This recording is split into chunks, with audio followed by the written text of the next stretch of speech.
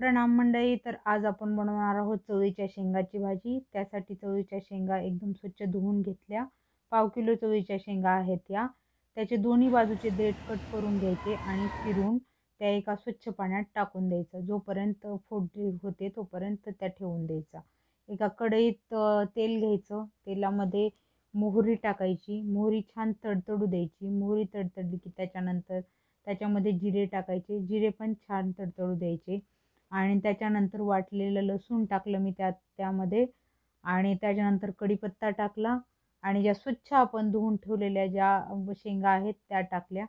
थोडा वेळ मंद आचेवर त्याला भाजून घ्यायचं एकदम व्यवस्थित आणि त्याच्यानंतर त्याच्यामध्ये मी टाकली कोथिंबीर, लाल तिखट, हळद, मीठ, धनेपूड आवडीनुसार टाकून द्यायचं आणि चवीनुसार मीठ टाकायचं आणि एकदम मंद आचेवर त्याला शिजत राहू द्यायचं थोडंसं पाणी टाकून।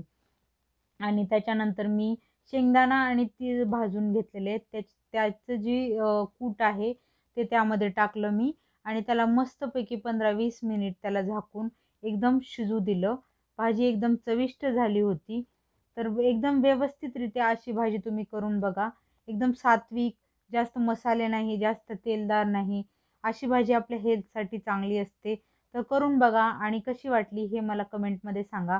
जर तुम्हाला ही रेसिपी माझी आवडली आणि अशाच नवीन नवीन रेसिपी बघायच्या असतील तर माझ्या चॅनलला सबस्क्राईब करा आणि मस्तपैकी अशी आपली भाजी तयार आहे।